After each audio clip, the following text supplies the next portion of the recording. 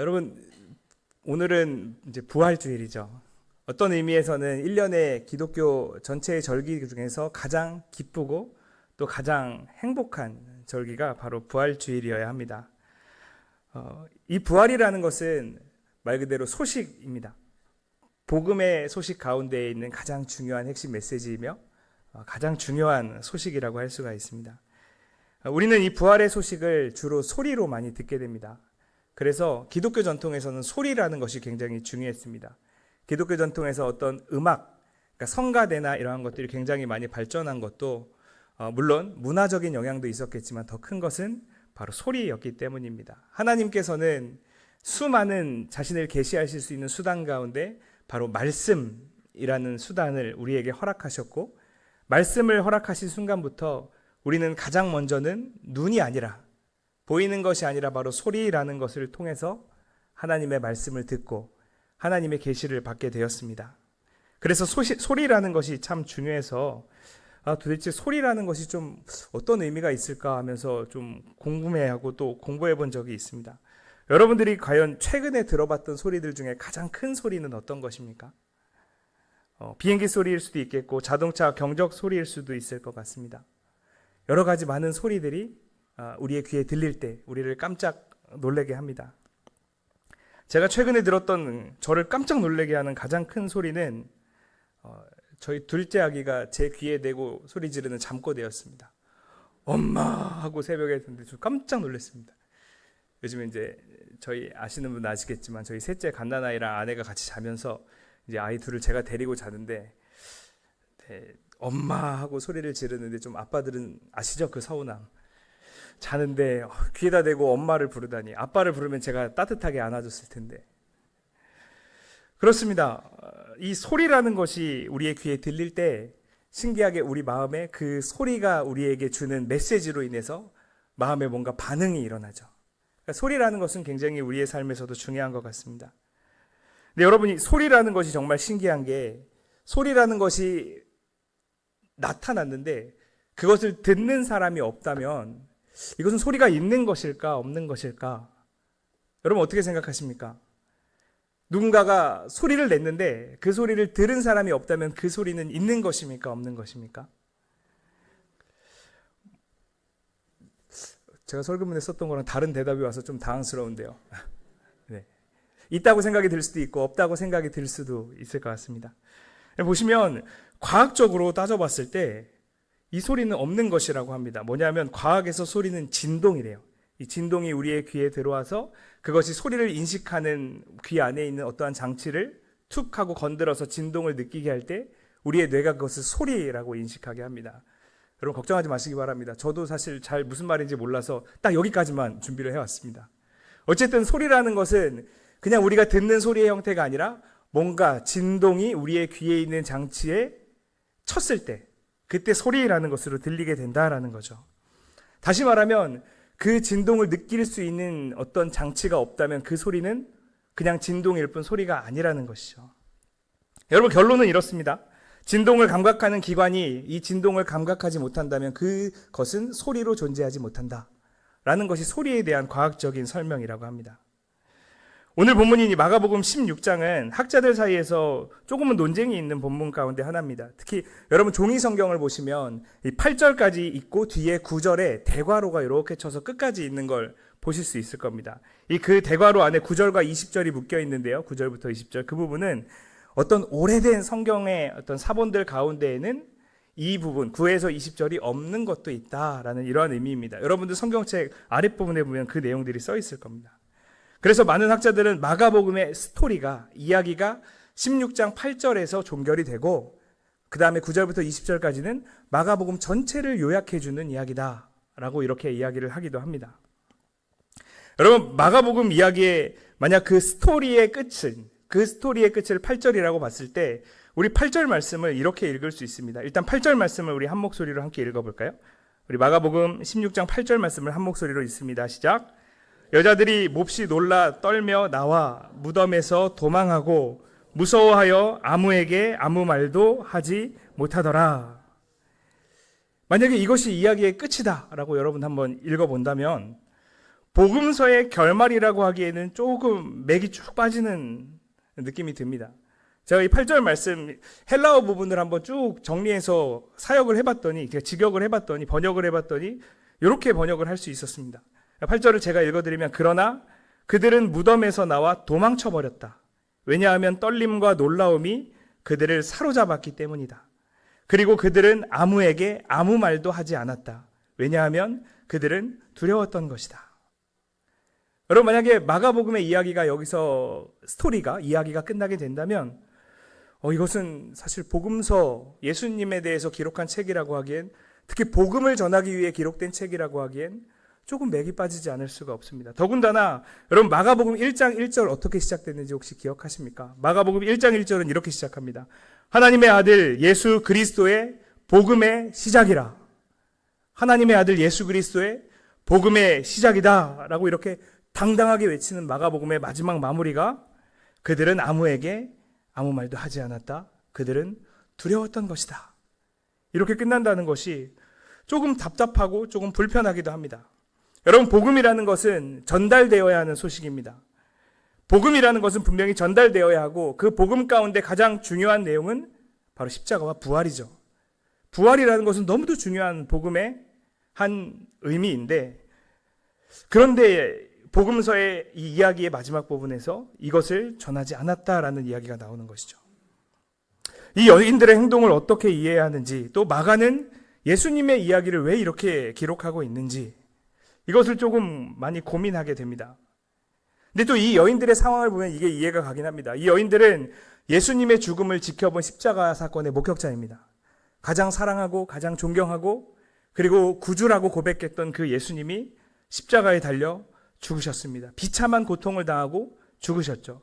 그리고 죽으신 후에 아무 일도 일어나지 않았습니다.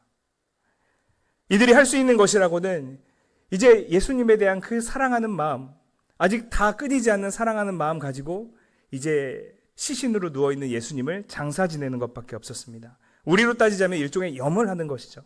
그래서 시신을 잘 닦고 향기로운 기름을 바르기 위해서 안식 후 첫날 이른 시간에 이 여자들이 예수님의 무덤으로 나간 것이죠.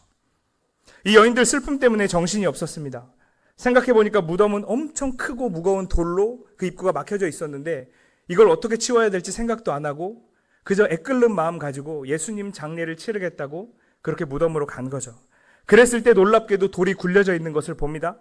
그리고 들어가 보니까 흰 옷을 입은 한 젊은 남성이 있었다라고 마가는 기록하고 있습니다. 예수님의 시신은 그 자리에 없었습니다.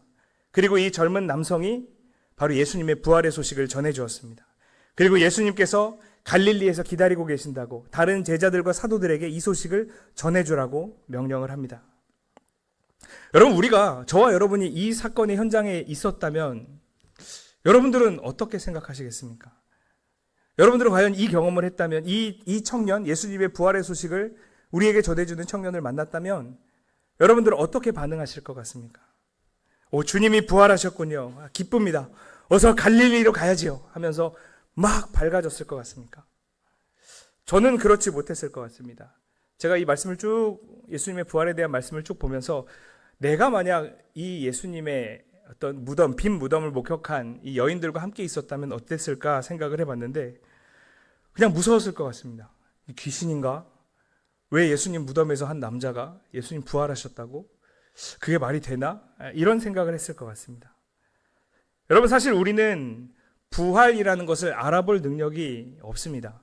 왜냐하면 부활을 경험해 본 적이 없기 때문입니다. 경험은커녕 부활을 한 사람을 본 적도 없기 때문입니다. 여러분들은 과연 부활을 무엇이라 생각하십니까? 그냥 죽었던 사람이 살아나는 것 정도? 여러분, 이 정도는 성경에서 말하는 부활의 온전한 의미는 아닙니다. 만약에 죽었다가 살아나는 것, 이 정도가 부활이라는 것의 전부라면 성경에는 예수님 말고도 부활한 사람들이 제법 되죠. 엘리야가 살린 무명의 한 과부의 아들도 부활했다고 할 수 있겠고요. 나사로 역시도 부활했다고 할 수 있겠죠. 하지만 예수님의 부활, 그리고 우리에게 약속된 부활은 나사로나 한 과부의 아들의 부활과는 다른 부활입니다. 부활이라는 것은 그냥 죽었던 사람이 살아나는 것뿐만 아니라 죽음이 없는 것을 뜻합니다. 그 인생 안에서 죽음이 삭제되는 것을 부활이라고 합니다. 그런데 부활은 또 죽음이 없는 거다라고 볼 수는 없습니다. 왜냐하면 성경은 부활을 썩을 것이 썩지 않는 것으로 변화되는 거다라고 이야기하기 때문입니다. 따라서 부활에 대해서 모든 것을 다 이야기할 수는 없겠지만 부활이라는 것은 어떠한 한 생명에서 사망이라는 것이 완전히 제거되는 것, 동시에 부활은 변화되는 것을 포함한다. 성경에서 말하는 부활에 대해서는 이렇게 정리할 수가 있겠습니다. 그리고 그 변화는 죽음을 이기는 것이다 라고 성경은 이야기해주고 있습니다. 이러한 의미에서 온전하게 부활에 대해서 알지 못하고 있는 이 여인들이 이렇게 고민하고 근심했던 것은 너무도 당연한 것으로 생각이 됩니다. 여인들은 죽음을 당연한 것으로 여기는 이 세상에서 자신들이 경험한 대로 사는 사람들이었습니다. 따라서 주님의 부활을 마주했을 때 그것이 무엇인지 도저히 알아볼 수가 없었던 것입니다. 그리고 무엇보다도 십자가에서 죽음이 예수님을 삼키는 것을 목격한 사람들이었기 때문에 이 여인들의 이 근심 어린 반응을 우리는 나무랄 수가 없습니다. 여러분, 그런데 우리 또한 그렇습니다. 하나님을 믿고 부활을 믿는다고 고백하지만 사실 우리의 삶은 믿음의 고백과 동떨어져 있을 때가 너무도 많이 있죠. 하나님께 모든 것을 내어 맡기기를 늘 주저합니다. 그나마 주저하면 다행인데 아예 그것을 의식조차 하지 않고 살아갈 때가 얼마나 많이 있습니까? 매번 한 해가 끝날 때마다 거룩한 경건 생활을 결단하지만 그것이 끝까지 가는 경우가 거의 없는 것을 우리 자신은 잘 알고 있습니다. 우리가 지난 40일 사순절을 보냈는데 이 사순절 40일은커녕 고난주간 단 일주일 동안도 우리의 삶을 경건함으로 모두 채우지 못하는 것이 우리의 모습입니다. 단 일주일 동안 새벽 예배에 나오는 것도 사실 버거운 것이 사실 우리네 삶인 것이 안타까움입니다. 예수님의 사랑과 은혜에 감격해서 눈물 흘리다가도 작은 불편함 겪었을 때 눈을 흘기는 것이 그것이 우리의 모습이고 그것이 우리의 삶입니다. 긍휼히 여겨달라고 간절히 기도하다가도 긍휼히 여김 받아야 할 우리의 신앙의 이웃들이 있을 때 그럴 때 그것을 외면하기 일쑤인 것 또한 우리의 민낯이 아닐 수 없습니다. 여러분들도 인터넷으로 이렇게 유튜브 영상을 시청해 보신 적이 있을 텐데요. 유튜브 영상을 이렇게 시청하실 때 보면 영상을 클릭하시면 광고가 나오죠. 다들 유료를 쓰시나 봅니다. 저는 무료를 쓰고 있어서 광고가 항상 뜨는데 이 광고를 보시면은 가끔 세상에 눈물이 담겨있는 광고가 나올 때가 있죠. 가슴 아픈 이야기, 어려운 이야기, 도움이 필요한 이웃들의 이야기가 나올 때가 있습니다. 근데 제 주변에 있는 한 친구가 그 광고 꼴이 너무 보기 싫어서 그래서 유료 서비스를 이용하고 있다라고 이야기를 했는데 문득 저도 그런 생각을 했을 때가 있었다는 것이 기억이 났습니다. 어떤 의미에서 그 광고지만 그 광고는 세상의 아픔을 저에게 알려주고 있는 하나의 신호가 될 때도 있는데 그런데도 그것이 그냥 불편하다라고 그것이 없었으면 좋겠다고 제쳐버리고 싶을 때가 많이 있다는 것입니다. 여러분, 혹시 예수님을 닮아야 할 우리의 삶이 우리 주변에 있는 예수님의 사랑을 전해야 할 이웃들을 보고 마치 광고 보듯이 제쳐두고 싶다고, 보고 싶지 않다고 그렇게 외면할 때가 있지는 않은지 우리 자신의 삶을 한 번 정도 돌아볼 필요가 있을 것 같습니다. 이렇게 생각해 보면 우리는 하나님을 사랑하는데도 늘 실패하는 것 같고 이웃을 사랑하는 데에도 늘 실패하는 것 같습니다. 그럼 복음을 전하는 데는 성공합니까? 많이 실패합니다.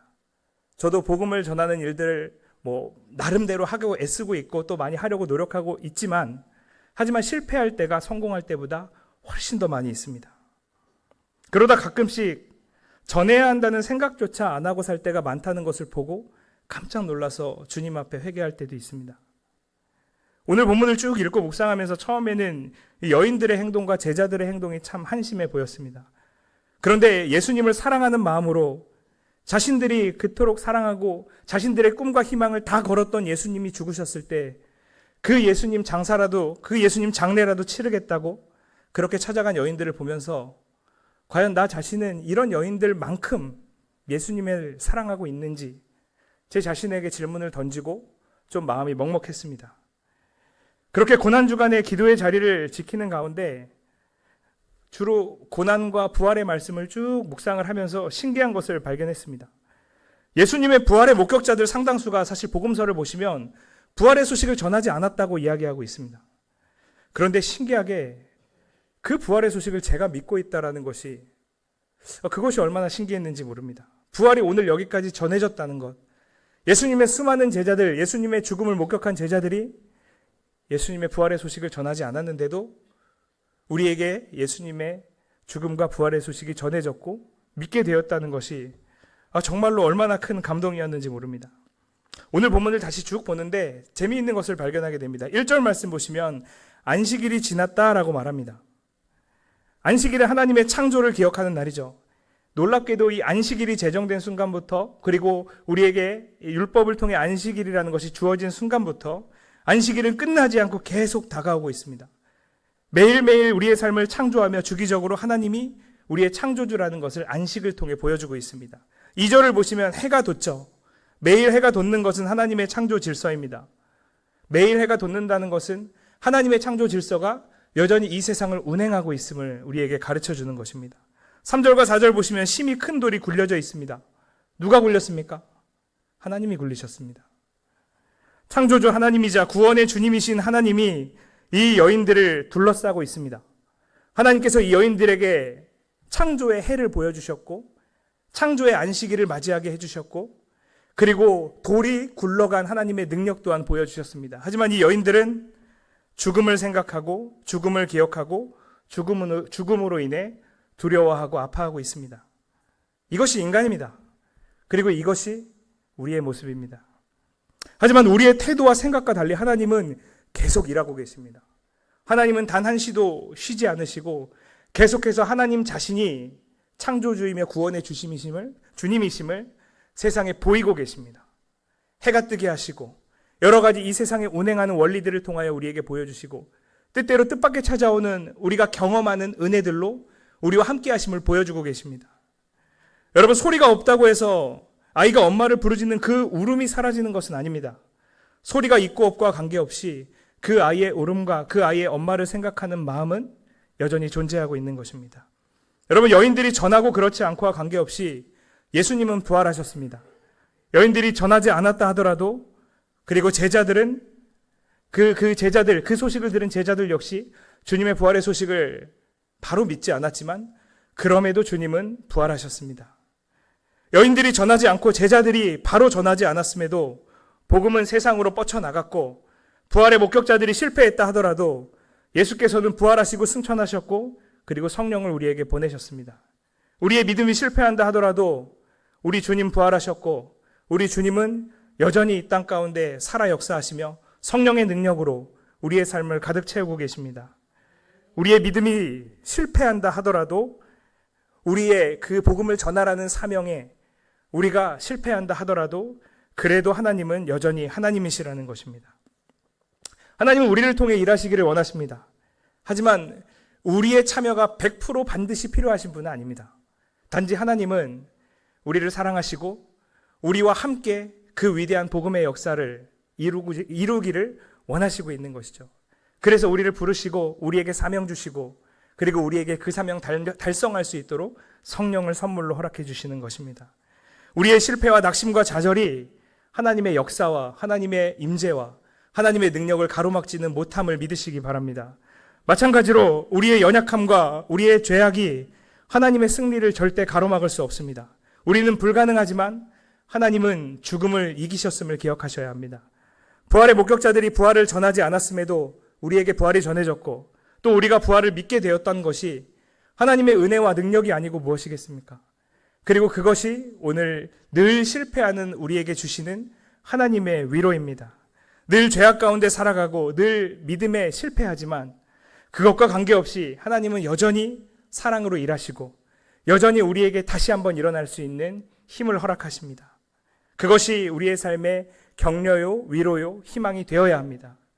하나님을 믿음으로 실패하지 않는 인생이 아니라 하나님을 믿음으로 실패하지만 그럼에도 우리를 일으켜 주시는 분이 하나님이시고 그 하나님이 우리를 위해 십자가와 부활의 사건을 이미 이루셨고 그 약속을 끝까지 지키시기를 원하신다는 것이 그것이 우리 삶의 위로이고 우리의 삶의 소망인 것입니다. 말씀을 마무리하겠습니다. 예수님의 죽음과 부활을 목격한 여인들, 여러분 실패했습니까? 성공했습니까? 그들은 전하지 않아서 실패한 듯 보이지만 오늘 우리가 읽은 부활 이야기의 등장인물이 되어서 지금 오늘날에도 부활을 전하는 데 성공하고 있습니다. 예수님의 제자들 또한 십자가 앞에서 뿔뿔이 흩어졌지만 부활 이야기의 한 저자 또 한 증인이 되어서 선포자가 되어서 오늘 우리에게 부활을 전해주는데 성공하고 있습니다. 사랑하는 여러분, 우리 역시 함께 이 부활의 복음을 전해야 합니다. 부활의 복음을 전하는데 지금 당장 결실과 열매가 나타나지 않는다 해도 여러분 실망하고 낙심하지 마시기 바랍니다. 주님께서는 오늘 우리가 시도한 이 하나, 오늘 우리가 하나님과 동행한 이 한 걸음 통하여서 그 언젠가 놀라운 부활의 역사를 이 땅 가운데 드러내실 줄 믿습니다. 복음에 있어서 우리가 해야 할 것은 하나뿐입니다. 그저 전진하고 또 전진하고 또 전하고 또 전하는 것뿐입니다. 나머지는 주님께서 가장 좋은 때에 가장 좋은 것을 열매로 허락하실 것입니다. 그것이 설마 우리의 희생과 우리의 아픔을 주는 것이라 하더라도 그래도 괜찮습니다. 부활의 주님께서 반드시 우리를 부활의 능력으로 일으키실 것이기 때문입니다. 크든 작든 성공하든 실패하든 하나님은 오늘도 우리를 통해 위대한 부활의 능력을 이 땅에 보이시기를 원하십니다. 그러니 우리는 이제 우리가 실패할까 성공할까에 대해서 고민하고 망설이는 것이 아니라 그저 우리에게 전달된 소식, 그것이 우리의 힘과 능력으로 믿게 된 것이 아니라 주님께서 행하신 것임을 믿고 그저 우리에게 주어진 이 사명 감당할 뿐입니다. 그 믿음으로 우리가 한 주간 부활의 주님을 기뻐하며 또 부활의 주님을 전하는 삶을 살아야겠습니다. 특별히 우리가 부활주의를 맞이해서 작정한 어떤 전도자, 전도 대상자의 이름들이 있습니다.